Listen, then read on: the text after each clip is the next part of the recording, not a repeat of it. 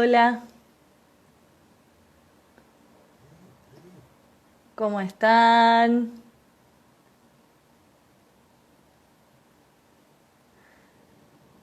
Estamos muy contentos. Ahí te veo, Alejandro, ahí te envío la invitación. A ver si nos podemos conectar. Ojalá que sí. Ahí está. Hola, Alejandro. ¿Cómo estás? Buenas tardes. Muy, muy bien, ¿vos cómo estás? También acá, encerrados. Ay, sí, la verdad que sí. Estamos todos transitando esta situación como podemos. Así es. Bueno, estamos muy contentas de este encuentro. La verdad que nada, este ciclo de entrevistas surgió así en cuarentena y la verdad es que teníamos muchas ganas de hablar con vos, que sos un gran referente para nosotras en Cachala Quimera. Así que nada, era lindo poder estar en contacto con vos y saber tu recorrido, ¿no? En teatro y cómo fue todo tu pasaje. Así que nada, en esta virtualidad nos encontramos. Así es. Sí, bueno, para, para algunas cosas sirve, ¿viste? Por lo menos conoces gente Sí. que no. Sí, eso, estamos como en esta sensación de estar conectados, ¿no? Que es una sensación rara, conectados y desconectados al mismo tiempo. Sí.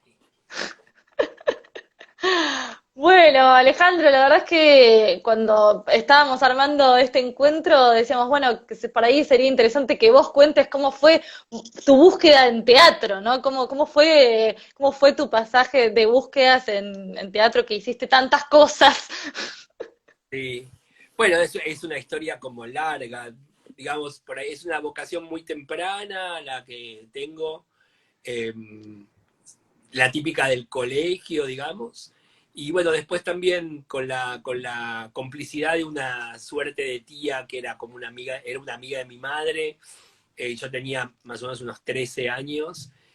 Nos anotamos, porque mis viejos por ahí no me dejaban ir solo, en un curso de juegos teatrales que había por el barrio de Belgrano, ahí en la Universidad Popular de Belgrano, que estaba todavía en ese momento, ahora está creo que en la calle Camposalles, pero en ese momento estaba en la calle Ciudad de la Paz y Echeverría, acá en el barrio de Belgrano, en la ciudad de Buenos Aires. Yo en ese momento vivía cerca, relativamente cerca, y junto a Elena, que es esta tía amiga de mi madre, nos anotamos y bueno, ella a las dos Sí. deja, digamos, yo me quedo ahí y ya bueno, al año siguiente empecé a trabajar como asistente de dirección de un montaje de una obra de Ionesco, la lección de Ionesco que se hizo ahí, dirigida por quien daba las clases en ese lugar, que es Carlos de Urquiza. Al muy poco tiempo, en ese momento, Carlos de Urquiza eran socios de Manuel González Gil, que es un director que trabaja Sí. mucho, sobre todo en los últimos años, en el circuito comercial de la ciudad de Buenos Aires. Y Manuel González Gil tenía en ese momento un grupo que se llamaba Catarsis, que estaba como bastante focalizado en el teatro para niños y niñas. Y bueno, y ahí empecé a hacer los primeros trabajos como actor. También él había creado, estamos hablando de los principios de los 80. Él había creado un espectáculo que se llamó El Loco de Asís, que era una suerte de comedia musical basada en la vida de San Francisco de Asís, que fue un espectáculo que tuvo muchas versiones, inclusive hubo una que se estrenó en el Cervantes, que protagonizó Germán Palacios muchos años después. Entonces ese fue un trabajo también que empezamos a hacer con él. Y bueno, después fue una serie de conexiones, digamos, yo después dejé ese lugar y empecé a estudiar con maestros un poco más de la doxa o más prestigiosos, entre comillas, Sí. como fue eh, Augusto Fernández y Laura Yusem, que fueron ellos dos en realidad quienes terminaron como configurándome un poco el tipo de cabeza o el tipo de pensamiento en ese momento, por lo menos, respecto al teatro. Estuve primero trabajando con Laura. Bueno, primero fui a lo de Augusto Fernández, era muy complicado para mí, era muy chico, era un universo como demasiado lejano. Entonces empecé a estudiar con Laura Yusen, estuve allí más o menos unos 3 años haciendo tanto el curso de actuación como el de dirección. No, perdón, Sí. 5 años ahí más o menos. Y de allí volví a estudiar con Augusto Fernández unos 4 o 5 años más. Paralelamente yo iba escribiendo narrativa desde muy chico, teniendo 15 años, iba al taller literario de Isidoro Blaisten, que fue un gran cuentista y escritor argentino, que tenía su taller de literario ahí por el barrio de San Telmo. Yo iba al colegio ahí cerca, entonces terminaba el colegio y una vez por semana me iba a lo de Isidoro, y bueno, era obviamente el más chico de ese grupo, tenía 15 años. Alucinante. Sí, sí, además medio que me adoptaron, de hecho Graciela Melgarejo, que era su mujer y hoy es una periodista, bueno, sí, siempre lo fue, digo, pero recordamos ellos sobre todo, o ella, porque Isidoro ya falleció, recuerda con mucha ternura, porque además yo tenía nada, siempre fui un poco más grande de lo que, o sea, yo siempre tenía amigos más grandes de mi edad, entonces me sentía súper a gusto ahí, pero era una especie de freak total en donde Claro. daba opiniones de todos los materiales y empecé ahí a escribir, y después, ya cuando empecé a hacer algunas cosas en el teatro, empecé a lanzarme a escribir teatro. En un momento ya mucho más adelante se abre la carrera, en ese momento fue una carrera, pero después se transformó en lo que hoy es el curso de dramaturgia que se dicta en la Escuela Municipal de Arte Dramático, en la escuela que depende de la Ciudad de Buenos Aires. Ese Sí. curso incluyeron Roberto Perinelli y Mauricio Cartún, y yo formé parte de la primer camada, que creo que arrancamos en el 93, y eran 2 años, o sea que en el 94 ya egresé. Ahí Mauricio me pide de quedarme a dar clases allí, me quedo un tiempo largo con más de 17 años, y paralelamente a esto se arma el Carajají, que fue ese conjunto de autores eh, que fuimos convocados por el Teatro San Martín y que después seguimos trabajando, pero de manera independiente. Eh, en ese mismo año empiezo a trabajar en el Periférico de Objetos, que estrenamos el montaje de Máquina Hamlet. Un año después ya empezamos a trabajar con un equipo de gente con la cual sigo, bueno, creo que Oria debe estar por ahí, Oria Pupo escuchando. Le mando eso a Oria y a Rosa y ahijada, y que es la hija de Lorán y de Oria. Empezamos a trabajar ya en el primer espectáculo, que se llama Un cuento alemán. Oria hizo ahí el vestuario. O sea que bueno, y a partir de ahí, nada, bueno, a partir de ahí, de alguna forma después eso, por ahí, a partir del 97, que fue el tiempo que se estrenó Un cuento alemán, y en el 96 estrenamos Máquina Hamlet, y en el 95-96 apareció un poco en el panorama la dramaturgia, o lo que se llamó nueva dramaturgia, el grupo Carajají. Sí. Después en mi trabajo empieza a ser bastante más público, digamos, y bueno, y nada, y acá seguimos. Todavía no sabemos bien cómo, digamos. Eh, Sí. pero bueno, también es un buen momento para pensar eso, digo, cómo se sigue. Hay como una tendencia. Sí. Sí, ayer justo estaba viendo, digo, pienso esto, digo, en el noticiero estaban pasando eh, cómo piensan los europeos pasar, en Italia, por ejemplo, cómo piensan pasar las vacaciones en la playa, ¿no? Que son como unas casas Mm. individuales, con una especie de plástico que las separa, con una sombrilla, que tenés que pedir turno para... Yo digo, o sea, no, algo extraordinario el grado de la voluntad del universo entero, del mundo entero, de querer volver a lo que era, ¿no? O sea, Sí. hacer Sí. todo para hacer lo mismo, pero en realidad no, digamos, no va a ser lo mismo, ¿no? Entonces, No. la Sí, situación siempre hay como ciertos quiebres, ¿no? Que nos invitan a construir nuevas cosas, ¿no? Digo, bueno, es un tal vez momento, es. sí, es un momento difícil ahora porque no sabemos, digamos, con qué nos vamos a encontrar cuando esta marea pase, ¿no? ¿Qué va a dejar? Entonces Sí. se vuelve medio difícil pensar sí, eso, la materialidad de la cosa, ¿no? O sea, ahora uno puede como especular, ¿no? Hay algunas hipótesis, digamos, de cómo podría ser el teatro. No sé si viste esa especie de autoteatro donde había unos autos, que son todas como cosas parecidas a lo de la playa, ¿no? Como, bueno, Sí. eso era de una determinada manera, hagámoslo igual, aunque nos cueste no sé qué. Digo, bueno, no, entonces quizás todo termina volviendo a lo mismo, o sea, tampoco lo sabemos, ¿no? No, tampoco sabemos. Por eso. Pero en el mientras tanto no es lo mismo, entonces está bueno que este tiempo está, de verdad, hay algo también respecto a que el tiempo es otra cosa, ¿no? El tiempo se transformó en otra cosa.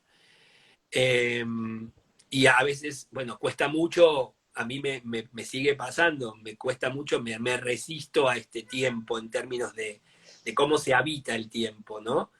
Sí, No es que me resisto, me cuesta adaptarme a este, y bueno, a veces también me resisto. Pero como todo, o sea, sí, sí, por eso no me parece que es algo general, ¿no? Además, esta especie de mandato que aparece por las redes de que tenés que, ¿no? mm, Cocinar, planchar, lavar, hacer gimnasia, leer todas las novelas que no leíste, ver todas las películas, bueno, todas estas cosas. Y sí, bueno, sí, por se ahí, arma como un estereotipo de cuarentena. por ahí lo que hay que hacer es, no sé, empezar a pensar, no sé si todo de vuelta, pero por lo menos las cosas que uno suele hacer nada, ponerlas por lo menos entre paréntesis o entre signos de pregunta, mejor dicho, más que entre paréntesis, ¿no? Sí, Porque, digo también, hay algo para mí lo más difícil de sostener en esta cuarentena, para mí es todo lo que es el campo afectivo, ¿no? O sea, hay algo de la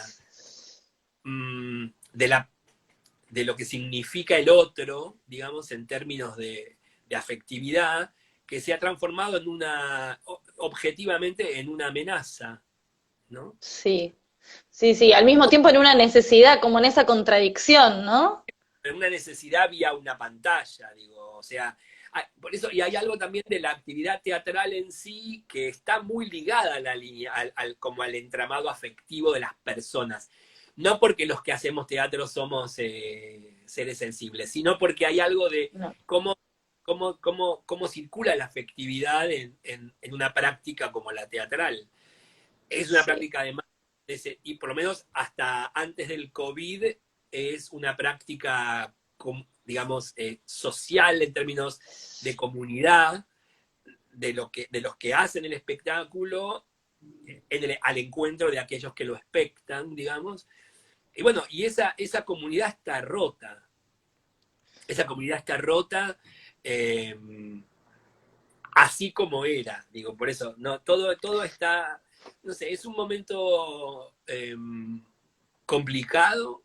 eh, Me parece que lo importante es ser conscientes del grado de complejidad, eh, no pretender volver a la normalidad, o lo que, como dice que ahora se llama la nueva normalidad. En todo caso, pensar en una nueva normalidad no está mal. O sea, echar por tierra esos proyectos de playa, ¿viste? O sea, sí, me parece que es como demasiado forzado, ¿viste? Todo lo que hay que hacer, yo decía, pero ¿por qué me quedo en mi casa viendo una película de una playa? ¿Entendés? Porque era un mar a través del vidrio. Después decían que la gente tenía que ir con tapabocas al agua. Vos decís, no, no, no, con claro, digo, ¿para qué vas a las playas? Eh, por lo menos a los usos y costumbres de lo que nos tenían acostumbrados. No sé, es una situación como muy fascinante por un lado, si no fuera cierta, ¿no? Como, sí, sí, sí, sí, sí, pero que nos invita a pensar un montón de cosas, ¿no? Digo, también es eso, como desarmar y volver a armar, me parece, ¿no? Cuando pensábamos en armar esta charla justo con vos, pensábamos esto, ¿no? Y que también vos perteneciste a una generación que fue de, bueno, miremos esta realidad y armemos, ¿no? Acomodemos nuevas piezas, ¿no? Eh, Nada, yo me preguntaba, bueno, ¿qué preguntas te habrás hecho vos en esos tiempos, ¿no? En torno a la dramaturgia, en torno al teatro, en torno al vínculo, esto con la verticalidad, ¿no? ¿Qué cosas te pasaron a vos con respecto a esto? sí, mira, eso en general tiene que ver también con las cuestiones generacionales. Eso, cuando uno empieza a trabajar, trabaja en función de eso que tiene alrededor, o sea, no se plantea, no sé, quebrar ¿no? O sea, romper la tradición, pelearse con los padres, o sea, esas cosas son naturales de los movimientos en el campo de lo teatral. Lo que pasó con la generación a la que pertenezco es que nosotros fuimos, en términos de dramaturgia, por lo menos, y después, bueno, de artistas vinculados al campo de lo teatral, somos una generación que no tuvo padres. El único padre es Cartoon en términos de dramaturgia, digo, porque Sí, además, digamos, lo que podrían haber sido estaban literalmente desaparecidos. Fue una generación absolutamente diezmada en términos concretos. Entonces, la pelea o el sacarle el cetro era con los abuelos, ¿no? Y la verdad que con los abuelos uno tiene como otro tipo de relación, ¿no? No mata al abuelo, mata al padre en general. Cuando el padre ya sí. está muerto, en realidad hay que tratar de convencer al abuelo que le deje lugar al nieto. Y esa fue una pelea en un momento, sobre todo en el momento del Carajají, ¿no? Con lo que fue en ese momento el grupo Somi. Pero bueno, también son cosas que tienen que ver con la dinámica, con la dinámica de la producción y de los movimientos, digamos, de los sociales históricos que se van moviendo y van llevando a las nuevas generaciones a producir y a ocupar y a trabajar y a tomar los lugares que están ahí, ¿no? Entonces, Sí. después de nosotros, digamos, como ya no ha habido ninguna tragedia de esas características en donde una generación desaparece de manera literal, empieza a pasar otra cosa, o sea, los cambios son como más gentiles, ¿no? Son como más normales, hay como eh, no estoy diciendo que no haya gente que esté, digamos, iracunda y rabiosa, No, por supuesto. no, que está bueno porque además es el motor de muchas cosas también. Y lo digo porque también para nosotros y para mí sigue siendo nada, el enojo o el ir en contra de el motor de muchas cosas, en lo creativo digo. No, para, Sí. no para ir a la guerra, sino para nada, para eso, para generar esa dialéctica, ¿no? Entonces es importante, digo, y me parece que eso, eh, cuando nosotros estábamos ahí, simplemente queríamos hacer nuestras obras. Y lo que pasó con nuestra generación es que, digamos, al ser autores, no había demasiados directores que se fijaran en nuestros materiales porque por ahí no eran demasiado comprendidos por ese tipo de Mm, práctica que se estaba haciendo. Y nosotros sí teníamos en ese grupo, Calajají, que fue como una especie de, no sé, de punta de iceberg de un montón de otros autores que estaban conjuntas, que siguen estando y estaban en ese momento conjuntamente a nosotros generacionalmente hablando, eh, fue la de entender esos materiales que eran absolutamente diversos y defenderlos pese a la diversidad. Cuando las generaciones anteriores encontraban en la diversidad el enemigo, ¿no? Siempre, digamos, tenía, además, fue un teatro que estuvo muy marcado por la oposición al gobierno militar, entonces había un sesgo político eh, como muy claro y era bastante sorprendente para ese tipo de generación ver que nosotros podíamos tener consenso en materiales profundamente disímiles. ¿Cómo podíamos mm. hacer una obra que no podríamos escribir? Y creo que eso cambió, después apareció una taxonomía, como aparecen siempre, que fue la de la dramaturgia de la diversidad, que fue una idea muy genial de poner en un mismo frasco cosas que son totalmente distintas. Y bueno, y hoy por hoy eso ya me parece que nada, después aparece la novísima dramaturgia, la hipernovísima dramaturgia, pero me parece que son más ocupaciones de la academia para poder seguir escribiendo papers que de la propia práctica, ¿no? Hoy hay una relación, por lo menos en mi experiencia, una relación muy transversal, digamos. Yo he tenido siempre muy buena relación con las generaciones más jóvenes y me parece además que es la mejor manera de entender lo que hay, ¿no? O Mm, sea, de compartir los espacios. Nadie ocupa el espacio de nadie. Cada uno tiene y se arma y produce su propio lugar. A veces con con mucho factor suerte, otros con mucho factor trabajo, digamos. Pero bueno, este trabajo es un trabajo tan difícil como muchos otros, pero digo, en un país como la Argentina, que tiene una enorme producción cultural, pero un desbalance bastante fuerte respecto a las políticas culturales que se llevan adelante, si bien hay algunas cosas que se van mejorando por momentos, después se desmejoran, ahora ni hablar, digamos, porque los presupuestos Sí. de cultura están, digamos, entregados de manera total a los presupuestos de salud, en esta situación, digamos, excepcional.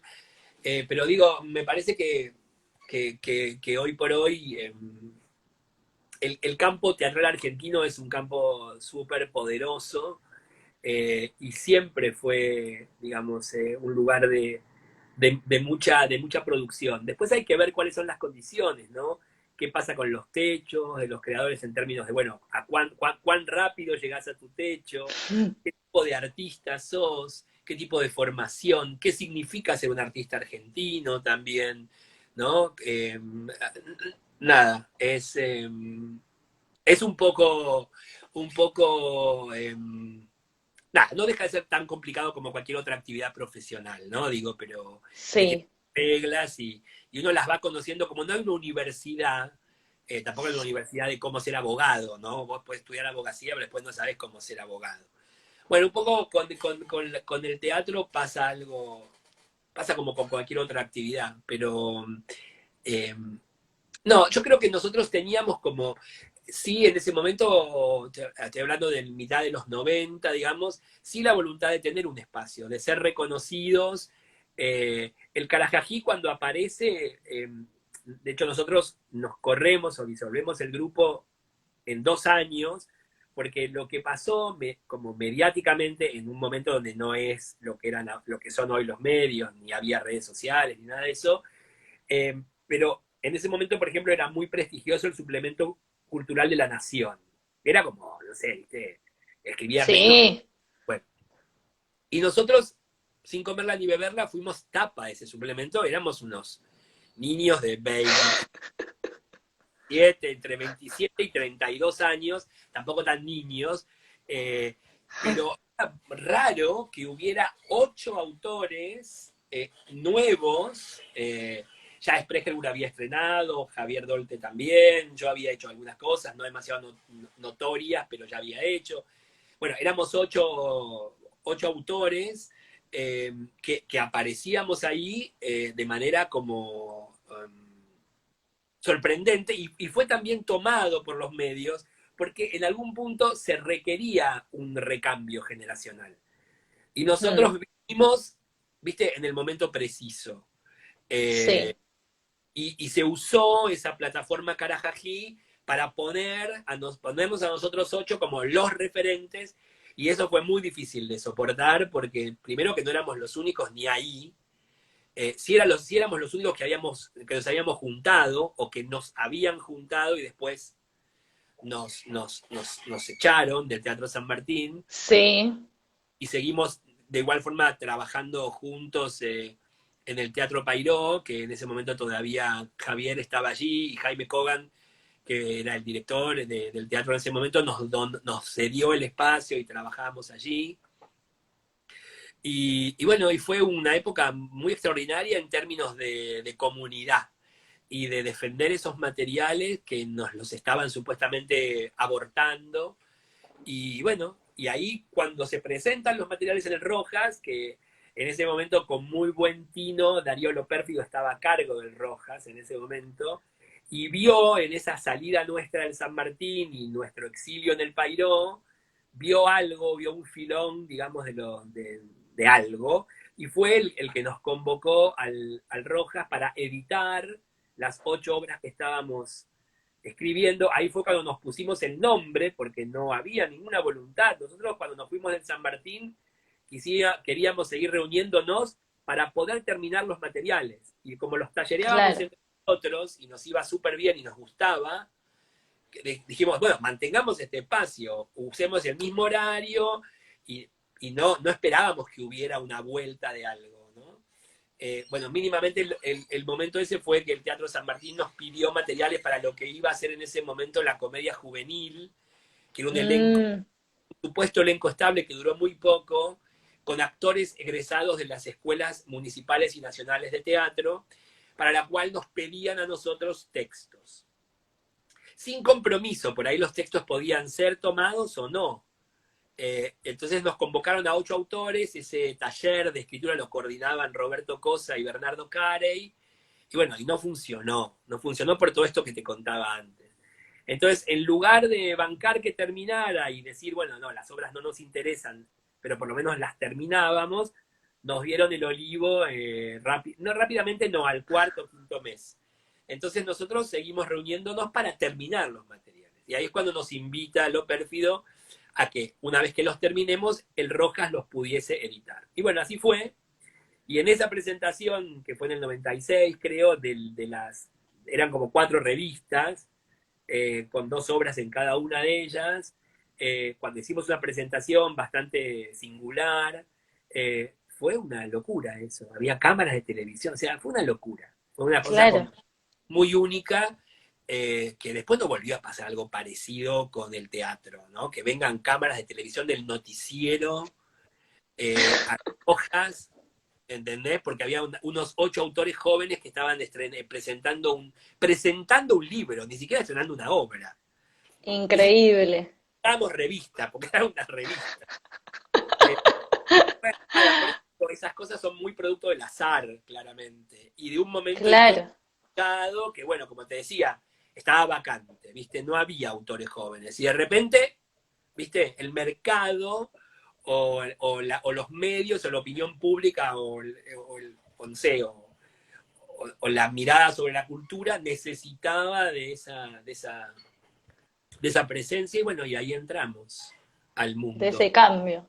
Claro, Sí, sí, me parece súper alucinante esto, ¿no? Que se ve mucho ahora en los jóvenes que hacemos teatro, que nos hacemos cargo de nuestras propias producciones, ¿no? Que esto, que antes por ahí escribir una obra y dirigirla era como algo totalmente loco, ¿no? Había que ir a buscar a alguien, ¿no? Que tenga cierto prestigio para...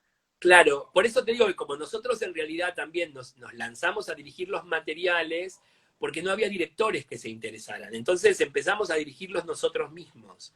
Y esa práctica, que no la descubrimos nosotros, es más vieja que el teatro, obviamente, de Shakespeare para Sófocles, para adelante y para atrás, los propios autores también siempre dirigieron sus textos, pero bueno, desde el siglo XIX la figura del director, ¿no? Aparece como el centro Sí. de la escena, entonces esa práctica se sigue manteniendo hasta el día de hoy, en realidad, ¿no? Por ahí está medio cabeza a cabeza a veces.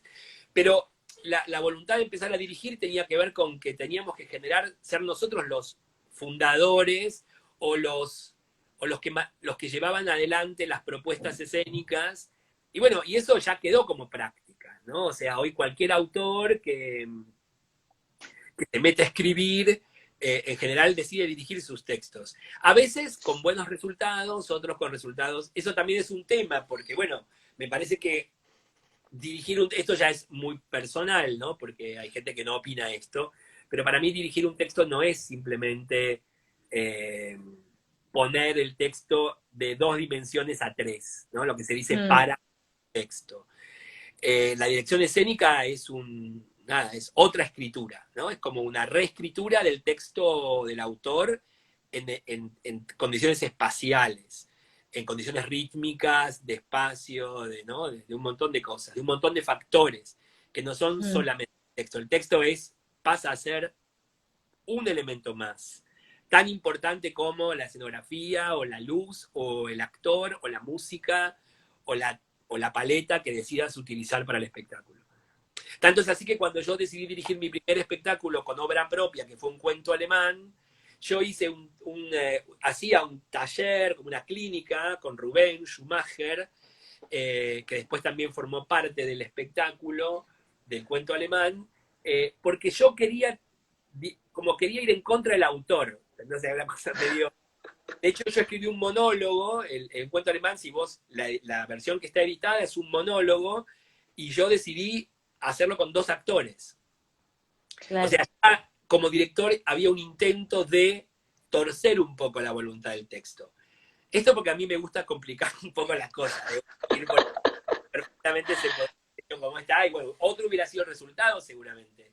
Pero me parece también que en la mirada de un director, el texto empieza a formar parte de una otra constelación. No es el Sol, Sí, sino que es un planeta más. El Sol es el espectáculo, ¿no? En sí, donde hay un montón de subjetividades otras que no son las del autor. Eh, Todos los colaboradores, del productor hasta todos, ¿no? Esa, sí, esa, sí. esa constelación, nada, se orbita o se acomoda alrededor de este nuevo sol que sería la obra, el espectáculo en realidad. Y eso Claro. que es importante a la hora de dirigir. eh, y de hecho hay muy poca gente de mi generación que escribe sus textos, pero también dirige obras de otros.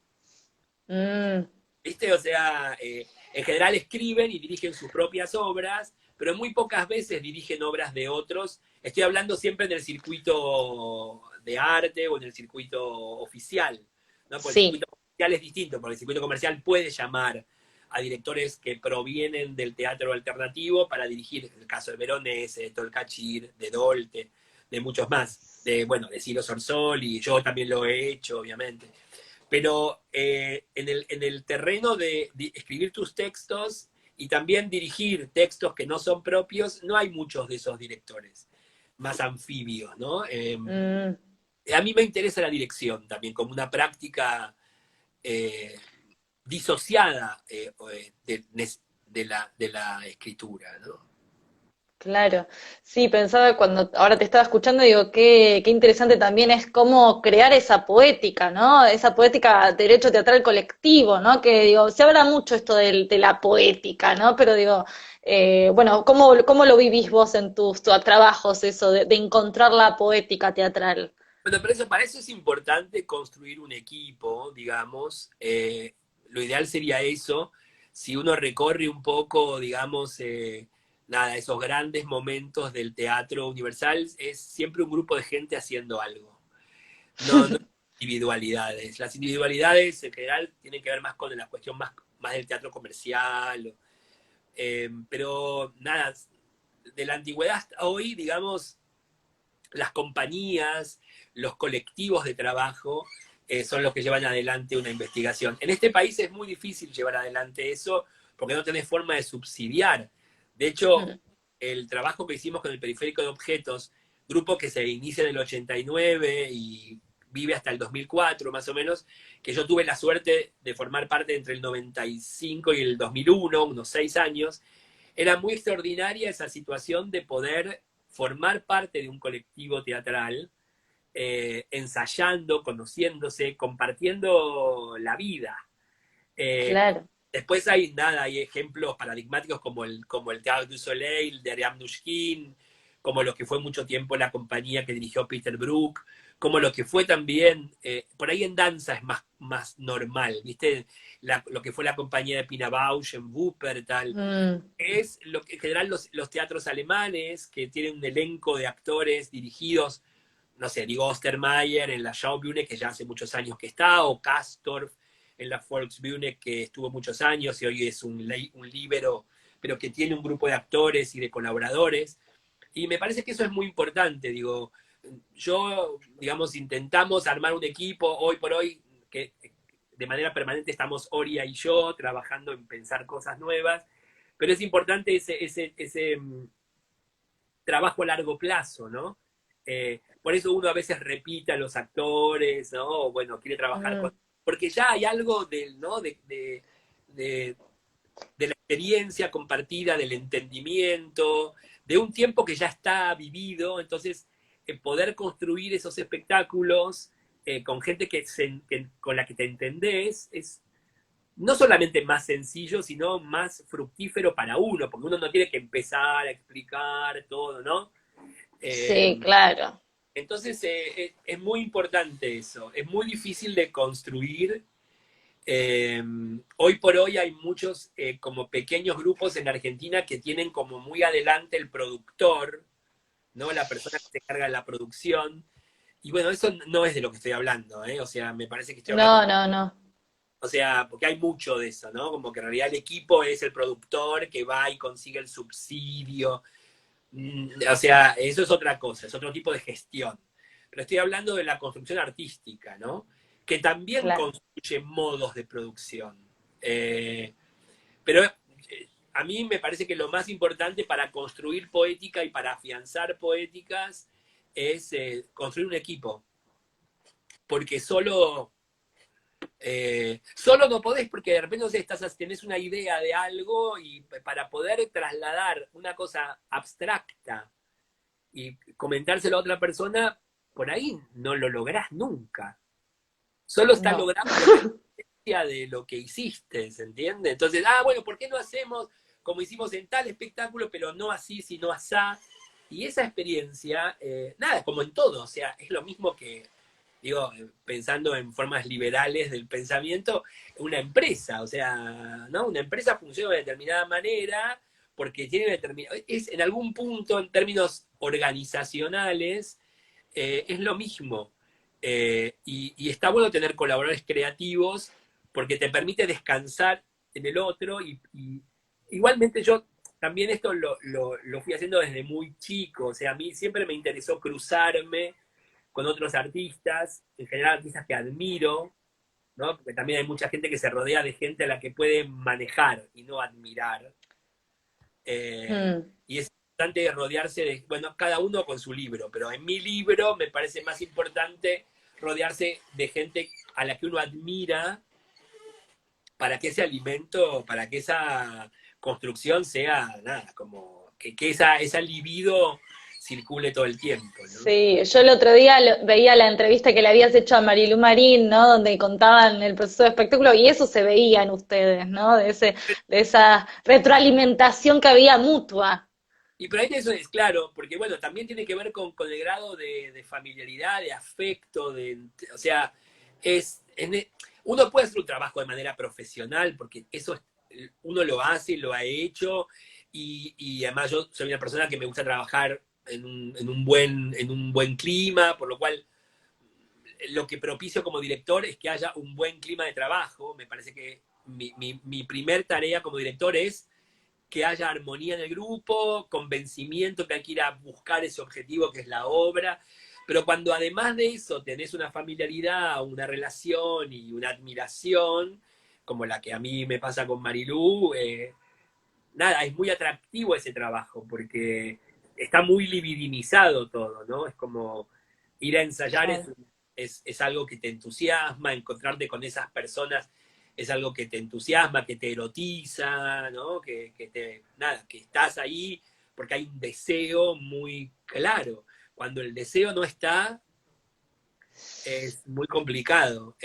Uno tiene las herramientas para construir el deseo allí donde no hay o donde no está el campo tan propicio, pero uno también sabe la diferencia en la experiencia como interna de cuando ese deseo está, ¿no? Eso no Sí, tiene. y todo lo que habilita. Exacto, exacto, porque es un deseo compartido y eso, hay algo de la comunidad y que es muy, nada, muy atractivo que suceda. Inclusive Mm. cuando hay nada, puede haber peleas y discusiones, o sea, no tiene nada que ver. No es un campo de margaritas, un colchón de rosas todo el tiempo.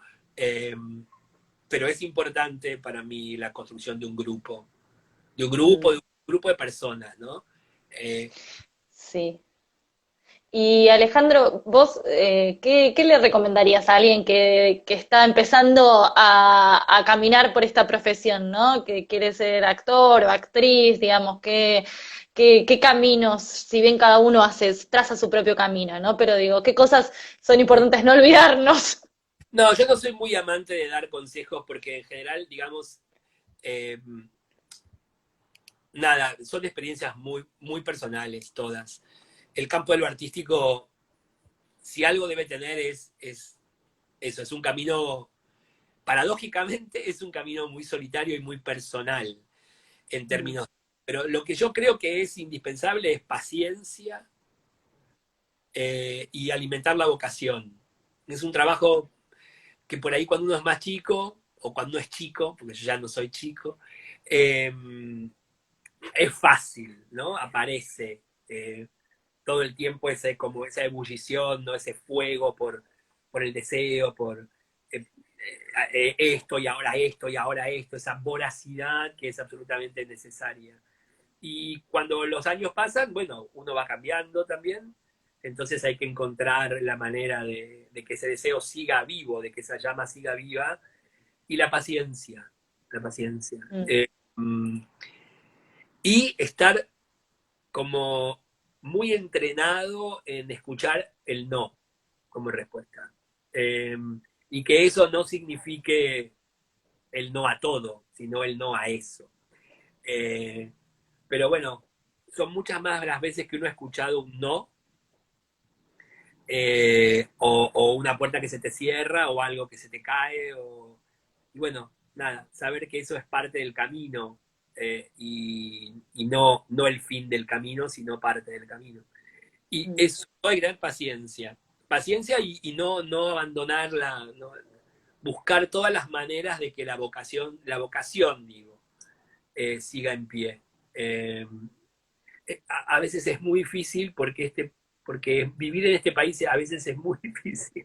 Sí. Entonces, pero tampoco me quiero quejar porque no pasa por ahí, porque yo nada, me siento muy afortunado con el camino recorrido y con todo lo que imagino para adelante también, más allá de la pandemia. Eh, pero me parece que eso, mantener la llama de la vocación presente, activa y tener paciencia. Y si se cierra una puerta, nada, esperar que pase otra cosa, ¿no? Sí. También pensaba, ¿no? En lo importante que es defender el teatro en los espacios públicos, ¿no? Bueno, vos tuviste la experiencia de estar en la dirección del Cervantes, ¿no? Y por ahí también digo, bueno, por ahí es un buen momento también para preguntarnos, ¿no? De por qué es importante defender el teatro en los espacios públicos, ¿no? Digo, más allá de que no sabemos con qué convenciones van a volver, digo, ¿por qué es importante que en lo público esté el teatro? En principio es muy importante que en lo público esté el teatro porque es claramente formador, primero de públicos y después de futuros artistas también. Digamos, yo me considero una persona que fui criada intelectualmente en el Teatro San Martín de los años 70 y 80, lugar con el cual me peleaba también mucho, me parecía inmunda muchas de las cosas que se hacían, pero tenía un lugar de pertenencia, un lugar que estaba imantado, es un adjetivo que yo usé mucho para el Cervantes en nuestra gestión de 3 años, que es poder construir un lugar al que el público, o sea, construir un lugar que construya un público. Y eso es el servicio, digamos. Después hay un montón de otras cosas, como toda la accesibilidad que nosotros pusimos en pie y fuimos el primer teatro en la Argentina que lo hicimos bajo nuestra gestión.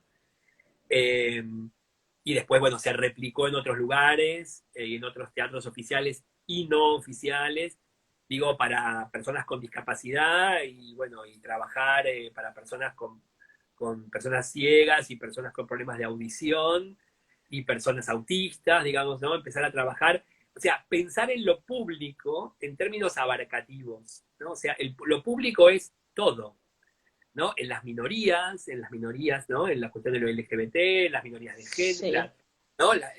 El cupo trans, la gente trans, el público trans. Nosotros tuvimos funciones repletas de los bachilleratos trans cuando hicimos el copy, que fue para mí una de las cosas más increíbles que pasó en ese lugar. Gente que no había pisado nunca el teatro por obvias razones. Sí. Eh, bueno, nada, hicimos cosas como muy raras y la verdad que un espacio público también está sostenido por un montón de presupuestos, no de plata, sino de cosas presupuestas, Mm. que son viejas, pero son de un gran poder. Entonces, el día que la cultura pública entienda que es un problema de Estado y no de gobierno, ¿no? O sea que la cultura pública es algo que no le compete a un gobierno, a un partido, sino a la totalidad de la población argentina, piense lo que piense, vote lo que vote, bueno, ahí van a cambiar las cosas. Pero lastimosamente todavía lo político juega un papel preponderante en los espacios de dirección artística, que nada tienen Sí, que ver con la cuestión administrativa, política, ¿se entiende? Entonces, sí, esa sí, es sí. una ecuación de difícil resolución.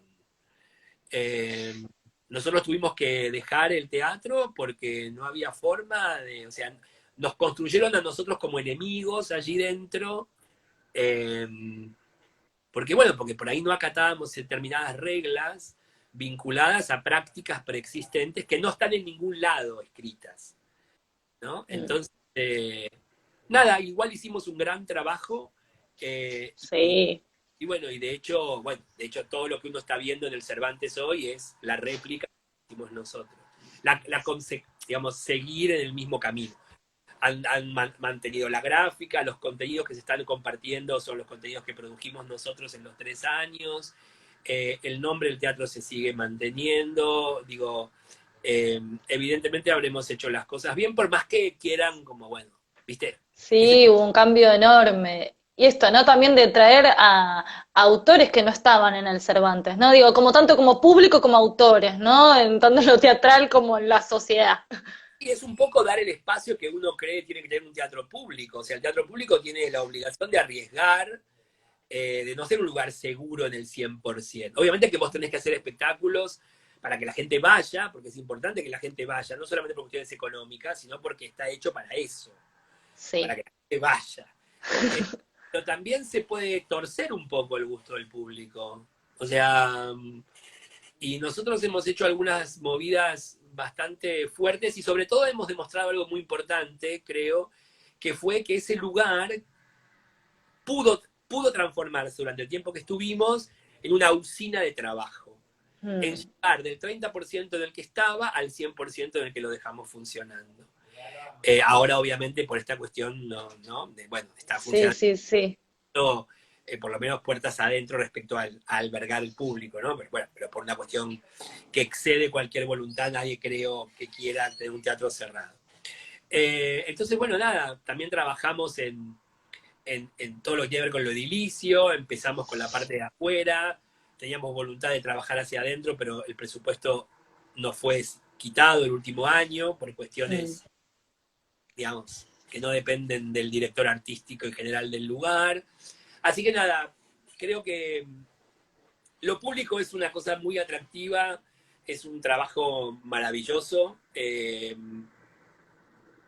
muy difícil, digamos, lleno como muchos problemas, Me imagino. pero, pero, pero está bueno dar batalla en esos lugares, porque si no, uno vive como, ¿no? Del otro lado, quejándose. Bueno, a ver, toma. No, yo me acuerdo Ay, también cuando nosotros egresamos de la carrera, del curso que te contaba de dramaturgia de Cartoon, como éramos la primer camada, los docentes y sobre todo Mauricio nos preguntaba mucho, ¿viste? Bueno, ¿qué les parece? ¿Qué sienten que falta? ¿No? Para poder... Y bueno, yo le dije en un momento, bueno, me parece que nos estábamos viendo, poner en Historia del Teatro, veíamos, estoy hablando del año 92, veíamos Brecht como lo más nuevo. Y yo decía, me parece que uno está escribiendo teatro y no ves autores que están produciendo ahora en países latinoamericanos o en Estados Unidos o en Europa. Y me dijo, bueno, a ver, hacete cargo. Y a partir del año siguiente que egresé, yo tomé ese desafío y construí una materia que la dicté durante 17 años sobre nuevas dramaturgias en el mundo, ¿no? Para que los alumnos pudiesen trabajar con las poéticas existentes en el momento en que estaban cursando, no solamente historizar. sí. Eh, bueno, algo parecido, digo, ¿no? O sea, uno vive diciendo teatro público esto, teatro público lo otro, bueno, te toca la posibilidad, bueno, vamos. Eh, Mm. pero bueno, Sí, a mí me pareció muy interesante en una charla que escuché que diste que esto, ¿no? Como que había una brecha, ¿no? Entre los realistas y los absurdistas, ¿no? Y como eso, que fue, bueno, que también hay como unas escalas de valores ahí puestas, ¿no? Que eso también circuló mucho.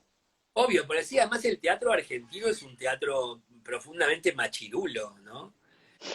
Entonces, y claro, entonces que un director puto, confesamente puto desde chico, dirija el Teatro Nacional y que, no sé, y que ponga, digo, hay cosas que tampoco, más allá de otras cosas que no funcionaron, también el tener, digamos, el estar en un lugar que por ahí no es el lugar, ¿no? De no sé, es bastante complejo, no alcanza el tiempo de una charla para poder, simplemente podemos como sobrevolar el problema, pero el Sí, teatro argentino es un teatro que está muy liderado por machos, ¿viste? mm, Eh, sí. es impensable que todavía en la década de los 20 del siglo XXI se vea a Copy como un autor medio extraterrestre, ¿entendés? Y eso tiene que ver con que fue un autor que trabajó desde los márgenes, en el momento en que trabajó, que cómo va a convivir una poética como la de Copy con una poética como la de Tito Cosa, ¿entendés? No, podría convivir perfectamente. El tema es que los titocosistas no permiten eso. Ahora, claro, bueno, nadie va a decir lo contrario, porque ahora son todos abiertos, digamos, ¿no? Pero a la hora de estar en el día a día, en el minuto a minuto, se complica bastante. Eh, Sí. Ni hablar si son mujeres, ni hablar, ni hablar. Bueno, eso sí, eso se ve un montón, digo, faltan más mujeres, ¿no? Que aparezcan ahí, digo, hay un montón y maravillosas, pero digo, pero son más los hombres que dirigen y que están todavía en esos lugares de poder, ¿no? Digo, ¿Por qué no no, dirige sin un pensar tipo de la dirección como un lugar de poder, ¿no? teatro? No, pero es que es un lugar de poder. Sí, es un lugar de poder. Dirigir un teatro público es un lugar de poder. No hay que equivocarse. Sí, es un lugar de poder. Sí, sí, eso Por eso sí. no tienen las mujeres, ¿no? ¿Por qué no? ¿Por qué no hay? ¿Por qué no hay? ¿No? Porque el poder, porque Sí, además están los sindicatos, imagínate, digamos, los sindicatos tratando con una directora, sí, que son como, nada, macho, macho, macho, ¿no? Es como, es, nada, es como, es muy difícil. Es muy difícil porque no sí, tiene nada que ver con. Ese es el tema. sí, Entonces, los gobiernos, en lugar de elegir o de optar por lo artístico, optan por la política. Entonces, bueno, el teatro es para la política y no para lo artístico. Y ese es el mm, tema. Ese es el tema, entre muchos otros. sí, sí. Bueno, Alejandro, ya nos queda poquito tiempo, pero nada, la verdad es que te súper queremos agradecer este espacio de intercambio y ¿cómo? A ustedes por el aguante, digo, hablé sin parar. No, nos encanta escucharte y la verdad que fue riquísima la charla, ¿no? Porque eso, porque nos aportás muchas miradas, ¿no? Y creo que eso también es lo interesante en el teatro, además. Así que estamos súper contentas y agradecidas. Sonia Gaznaz, que es la directora de Cachala Quimera, que está escuchando la charla, ¿no? También te agradece profundamente y todo el equipo de Cachala Quimera que estamos trabajando y a los alumnos y alumnas, ¿no? Que construimos Cachá todos los días, que la verdad que estábamos esperando muy ansiosos este encuentro con vos. Bueno, gracias por la invitación y acá estoy. Cuando quieran, hacemos segunda vuelta o lo que prefieran o lo que quieran. Sí, nos encantaría seguir charlando, por favor. Tiempo tengo, así que me avisan y Buenísimo. no hay problema, no hay problema. Buenísimo. Ahora después ya te estoy escribiendo en el WhatsApp para organizar la próxima. Ningún problema. Muchísimas gracias, Alejandro. Saludos a todos, gracias por el aguante. Chau, chau. Gracias a vos. Chau, chau y nos volvemos a Bueno, ver. claro, chau, chau. Chau, chau.